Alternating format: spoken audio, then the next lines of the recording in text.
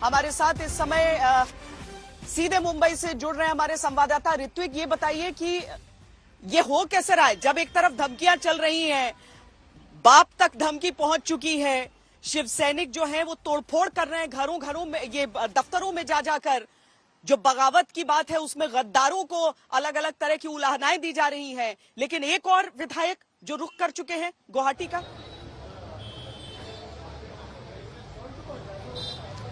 जी श्वेता, बिल्कुल कैबिनेट मंत्री है उदय सामंत, और पहले ही उन्हें जो पहले मंत्री बनाए गए थे उनमें से एक उदय सामंत थे।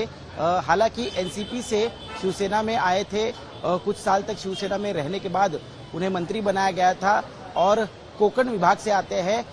काफी देर तक, मतलब कल तक, जब तक ये शिवसेना की तरफ से कहा जा रहा था कि हमारे कुछ विधायक जो वहां पर गए हैं हमारे संपर्क में है, उनसे संपर्क बनाने की कोशिश उदय सामंत खुद कर रहे थे और बता रहे थे कि वो वापस लौट के आएंगे। इस तरह का विश्वास उदय सामंत खुद जता रहे थे। लेकिन अब देखने को ये मिल रहा है कि कहीं ना कहीं जो कानूनी दांवपेच चल रहे हैं उसमें अब इन विधायकों को डर लगने लगा है कि अगर गुट की संख्या एकनाथ शिंदे के पास ज्यादा है और कोर्ट में मामला चला जाता है या विधिमंडल में इस फ्लो टेस्ट की बात आती है और गुट को मान्यता मिलने की बात आती है, तो जो उद्धव कैंप में बचे हुए विधायक है उनका सदस्यत्व जो है वो कहीं मुश्किल में ना आ जाए, वो कहीं संकट में ना आ जाए, इस डर की वजह से। और जाहिर सी बात है उन्हें वहां से बताया भी जा रहा है कि आप अगर यहाँ पर आएंगे तो शिवसेना में ही रहेंगे। उसकी कोशिशें पुरजोर शुरू है, कानूनी लड़ाई करने जा रहे हैं शिंदे कैंप, और इस सब के बीच अब द्विधा मनस्थिति में दिख रहे हैं ये सब।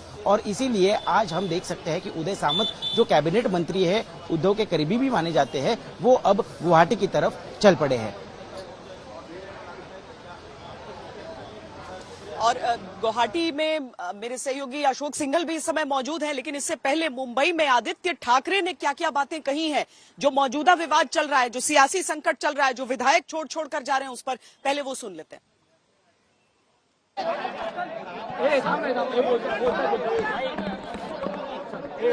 मुझे दुख इसी बात का है कि जिस असम में बाढ़ आए हैं, जहां लोगों के लिए कपड़े नहीं है, अभी रहने की कोई क्षमता नहीं है, वहां ऐसे हमारे जो फुटीरवादी आमदार हैं, विधायक हैं, उनके लिए पैसा खर्च किया जा रहा है। ये आसाम के लोगों ने भी सोचना जरूरी है, महाराष्ट्र के लोगों ने भी सोचना जरूरी है, देश के लोगों ने सोचना जरूरी है। और इस देश में लोकशाही है कि नहीं, इसका सवाल होता है, क्योंकि ये ऑप्शन जैसे लेके जा रहे हैं। काल परवाकडे जेव्हा मी डॅव्हॉसला गेलेलो तिथे महाराष्ट्रासाठी 80,000 कोटीचे करार करून आलेलो आहोत. म्हणजे स्वतःसाठी नाही, स्वतःला विकलं नाही आणि विकणार पण नाही. मी काही आयपीएल मधला खेळाडी नाहीये जे असे बोली लावून स्वतः पळून गेलेले आहेत. ह्या फुटीरवाद्यांसारखं आपण कोणीच नाही. कोणी आहे का इथे? आपले दरवाजे खुले आहेत. ज्यांना जायचं त्यांच्यासाठी पण खुले आहेत, ज्यांना यायचं आहे त्यांच्यासाठी पण अजूनही दरवाजे खुले आहेत. आदित्य ठाकरे इस वक्त हमारे साथ हैं। शिवसेना मैदान में आ गई है। How is the moral of the party? आप देख रहे हो, हम तो मैदान में ही हैं, हम तो यही हैं। जो भाग गए वो शर्मिंदा है। हम क्या करें? को रिक्रूट करने की आप पे बड़ी जिम्मेदारी है। ये कितना बड़ा चैलेंज है आपके लिए? मुझे लगता है कि जो भाग गए उसमें से भी कई लोग हैं जिसको भगाया गया है। सबसे अहम चीज यही है कि जो डरपोक है वो भागते हैं और वो भाग के गए हैं। शिव सैनिक काफी उग्र हो रहे हैं, रेबेल ग्रुप के पोस्टर फाड़े जा रहे हैं। आदित्य शिव सैनिक काफी उग्र हो रहे हैं सड़कों पर, आप क्या कहेंगे? ये जो सेपरेटिस्ट है हमारे से, उनको डर किसका पता नहीं, शर्मिंदा तो है वो। आदित्य ठाकरे इस वक्त गुस्सा है, दुखी है या बदला लेना चाहते हैं? आदित्य ठाकरे इस वक्त आप गुस्सा है, दुखी है या बदला लेना चाहते हैं? मैं सिर्फ प्यार देख रहा हूँ, लोगों का प्यार देख रहा हूँ। तो ये थे आदित्य ठाकरे। आदित्य, उन्होंने बोला है जो लोग भाग गए हैं वो खुद ही जाने आखिर उन्हें किस बात से डर है। उनका कहना है वो दुखी नहीं है, गुस्सा नहीं है, लेकिन ग्राउंड जीरो पर इस वक्त वो लोगों का प्यार देख रहे हैं।